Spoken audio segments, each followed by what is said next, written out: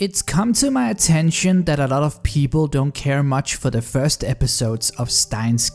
Some claim that they would have dropped the show if they hadn't pushed themselves through the first couple of episodes, while others claim that the first episodes are fine, but it's during the second half of the show that things really gets good. Steins is one of my favorite anime of all time, and I definitely don't agree with the above mentioned notions. However, I also realize that me making a video telling people that they are stupid for not sharing my opinion won't sit well with, anybody. So instead I'm going to simply express what I love so much about these first 3 episodes and why I think they are as amazing as I do. There are mainly 2 different ways I could make this video. I could go through all 3 episodes scene by scene, but I simply chose not to do that because there would be a lot of repetition and frankly it would take hours. Instead, I've chosen a format where I point at what I specifically think is lovely about these episodes, what they do, how they do it, and why it is important. In terms of giving you a sense of what's to come, then this video can basically be cut into 2 parts. First, I'll talk about Steins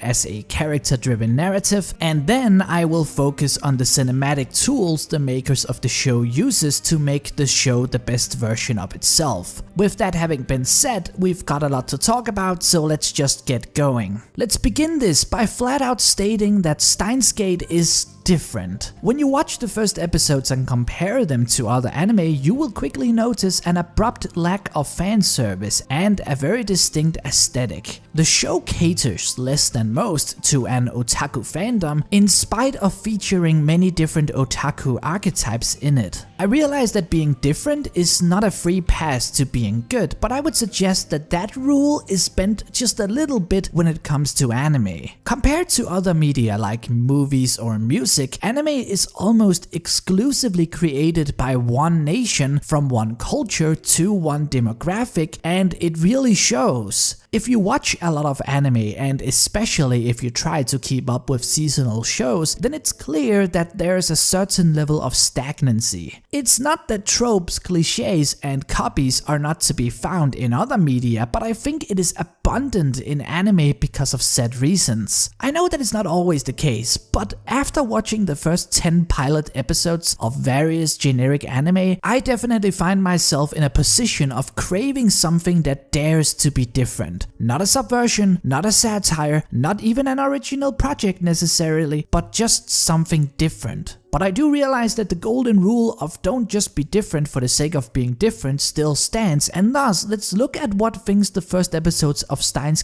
actually does differently and why they work.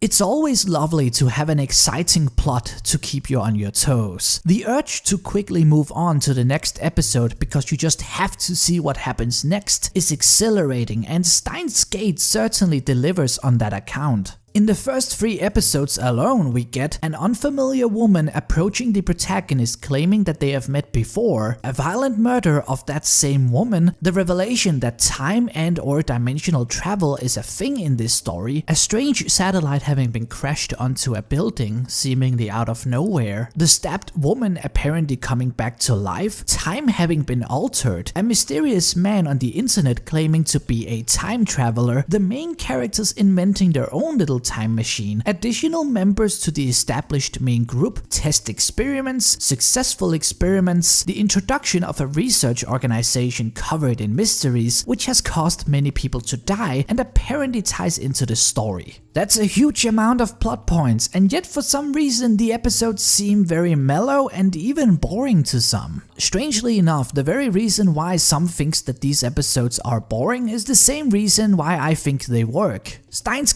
works off of the logic that we're not going to care about the plot unless we care about the characters involved in it, and because of that we get a lot of moments in the first episodes that shows us a lot about the characters and their relation to each other. However, most dialogue in Steins is subtextual, with the true meaning hiding behind friendly banter and goofing around. For example, the conversation Okabe and Mayuri have before the seminar is indicative of their relationship, i.e. Okabe being somewhat of a caretaker for her, as well as a friend so close he can mess around with her like a big brother. But that information is covered behind a conversation about collectible toys. To some viewers, it might just be flat out weird that the first 4 minutes of a new anime is dedicating its time to a conversation about metal opus. Another example comes in the second episode when we first meet Faris. Again, on a strict surface level, she and Okabe just appears to be goofing around. Faris asks Okabe what happened to his promise about visiting her every 3 days, and he begins talking about his made-up organization, which she plays along with. They then engage in a full-out routine where Okabe is talking about protecting her and she's talking about having learned a new secret move, and it's all kinds of deliciously weird and goofy. What this scene tells us about Faris and Okabe is major. They obviously have a deep connection and understanding of one another. They've done this before, and to punctuate that, we have Mayuri standing with an expression of "oh, here they go again." You can also tell how Faris calls Okabe by his Chunibyo name Kyoma, even furthering that affection. However, if you don't care much for such subtext, then this scene may just make you think, wait, why is this moe character talking about these weird things with the main character now? A lot of writers struggle when it comes to writing the first conversations between their characters, because they kind of have to introduce the characters while doing so. So they end up having the characters just kind of randomly say each other's names and randomly give off information about each other that they wouldn't naturally have been saying to each other. What Steins Gate is doing is that it has the characters have conversations that feels like they have known each other for ages, but still writes them so that you can gather a lot of information from them. My favorite moments of interactions are whenever Okabe makes sure to do his best to keep the ones around him in good spirits in spite of his eccentric behavior. He might goof around, but he never fails to make the people around him feel good about themselves, like the scene where he tricks Ruka into exercising him to make him believe more in himself, or the scene where we are introduced to Suzuha and he messes around with her to the point where she's confused as to whether or not she gave the wrong impression or not, until he throws a piece of corn down to her, something he refused to give her earlier while doing one of his routines. And it's this shot of her holding that piece of corn as if it is dear to her that we understand how much Okabe cares about the people around him feeling good. That scene is very similar to the way he punctuates an earlier bit by handing over the Upa to Mayuri. It's not just that Steins Gate focuses heavily on characters though, it also wants you to experience things alongside the characters, which brings me to the focal point of the whole series, Okabe Rintaro, or Hoin.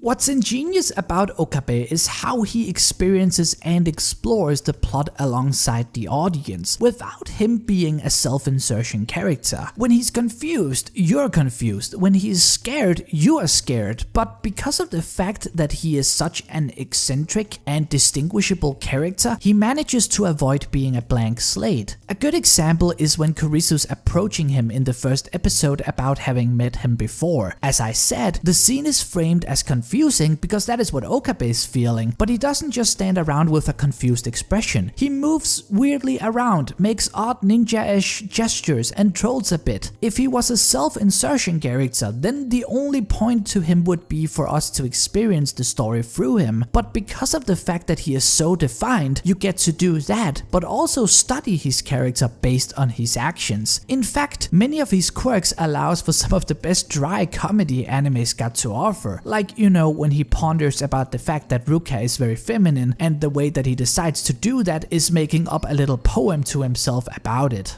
As we've now established, Steins Gate is a show primarily consisting of characters interacting with each other. Even scenes where things are actually physically happening, like the characters testing and or inventing a time machine, is usually dominated by dialogue. The anime does have a fair share of dramatically action-packed moments, but those are savoured for when needed. However, anime is a cooperative art form where even if the dialogue is well written, entertaining and interesting, the visuals still have to add to the experience. The makers behind the show understands this, and thus they use cinematography, coloring, atmosphere, framing and direction to make the visual experience engaging. If you haven't watched the show, then the clips on the screen should already have given you an idea of the show's highly defined aesthetic, which is dominated by an overly saturated pale look with a highly sparsome sound design. Let's look at just some of the scenes in the first 3 episodes and talk about just how great the visual elements are in them. The first scene in the first episode will function as our first example. On paper, this scene is incredibly simple. Character 1 is standing on a rooftop, presumably talking to someone on a cell phone, spouting philosophy, until approached by character 2 and the two leave together. However, this is certainly not all that we see. A large selection of shots are used to thoroughly set the tone and mood here. First, a high angle shot from behind Okarin seen through a television antenna, cut to a low angle in front of him, cut to an extreme close-up of him, pan out instead of cut to reveal the girl, cut to a medium close-up of Okabe, first time we see his eyes that is, cut to a medium close-up of Mayuri, cut to the building if seen standing down below, looking through some telephone wires, and finally cut to something between a long and full shot of the whole rooftop, but again with a drying shirt in the foreground. This type of editing is lovely, but it's also just a tiny bit off, with the Dutch angles, the quick cuts and the urge to have the camera film from behind something like the antenna, the wires or the shirt. I'd like to mention how Okabe in the first 3 shots is standing on the right side of the frame. Then it pans out to direct your gaze where we see Mayuri, and then when it cuts, Okabe is standing on the left side where our gaze has been placed. This is when the camera is cutting to Mayuri and you would think that she would stay on the left side where our gaze is. But nope, she is right in the center, and that is because before it was us looking at Mayuri from over Okabe's shoulder, but this time we see exactly what he sees. What's lovely is how Mayuri is looking as innocent as ever, yet the framing of the scene suggests a much more odd and ambiguous atmosphere. With this first scene, the makers has made a statement that in this show they're not afraid of using the visuals to their fullest potential. The second scene I would like to talk about is the one after the opening where Okabe is talking directly to the screen. The idea is that he's believing in various conspiracies, like someone spying on him through the television, and he's taking the opportunity to introduce his friends or lab members as he calls them. What is so great about the scene is how Okabe is technically blatantly talking to the audience, straight up delivering information to us. Such exposition usually isn't good writing, but not only does the character have a reason for doing what he's doing, but the scene itself also delivers much more information than just the exposition. We get to know and learn things about the various characters by watching the way that they behave as Okabe is introducing them. Mayuri is obviously just having fun, and Daru is not taking the whole thing too seriously. It's also fun to see Okabe dictate the framing by moving around, but what's coolest is the way the makers are taking what could be confused as blatant exposition and use it to define multiple characters. Another great example of exposition is in the second episode when John Titor is explaining the theory of world lines to us, and we get these slick visuals to accompany them. We'd be here all day if I gave this treatment to every scene in the first 3 episodes, but let me just quickly go through some of my favorite scenes or moments in terms of direction and framing. After a few quick cuts setting the location for the scene, we get this pan out of Okabe and Mayuri standing in a very stylistic fashion in front of the radio building that they're about to head into. This type of stylistic shot makes it look like they're warriors marching into war, which is both funny because that's probably what Okabe is literally thinking, but it's also literally true because this is where the story begins. This sequence of Okabe running alone through the streets with everyone else apparently being evaporated into thin air is not just kind of creepy, but it's also foreshadowing of the fact that Okabe is going to be on his own for a large duration of the plot, or more precise, he's the only one in the story with the reading Steiner ability. This shot of Okabe taking the bag from Mayuri so she can get to work while quickly touching her hand is indicative of him always being there for her, as well as symbolic for the fact that he's prepared to take any burden off of her shoulders. Please notice the quick frame of something different between the transitions. I love this shot of Suzuha casually zapping through television channels channels, which smoothly transitions into the next scene. If you've seen the entire show, then you will probably also notice a lovely foreshadowing in one of the channels. Finally, I would like to mention the scene in the beginning of the 3rd episode, which is the one where Kurisu, or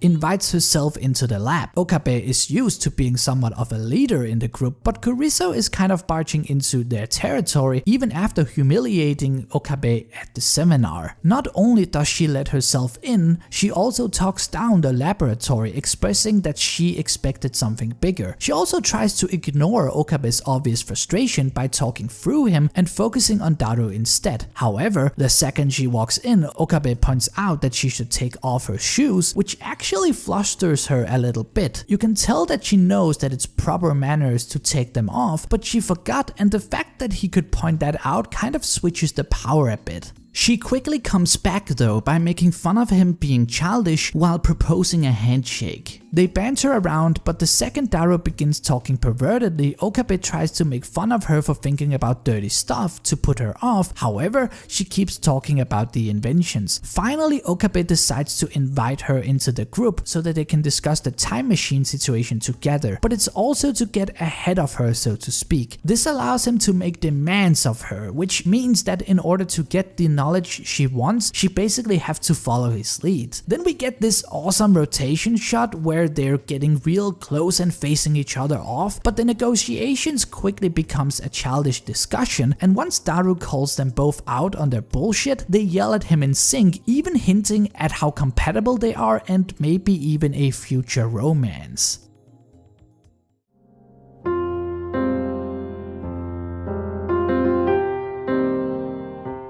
And that's actually where I would like to end things, because as I've already said, I could go through all scenes in these episodes, but the point here was to express why I think they're amazing and provide examples of such. The first episodes of Steins Gate sets a strong stage that shows and proves that the makers understand that it's okay to be quirky and it's okay to be different if you've got the craftsmanship to back it up, which they do. The episodes shows that the makers understands that even the most exciting of plots needs great characters in them, and that anime in general is a cooperative art form where dialogue, visuals and music have to work together for the best possible experience. Which Steins Gate is, obviously.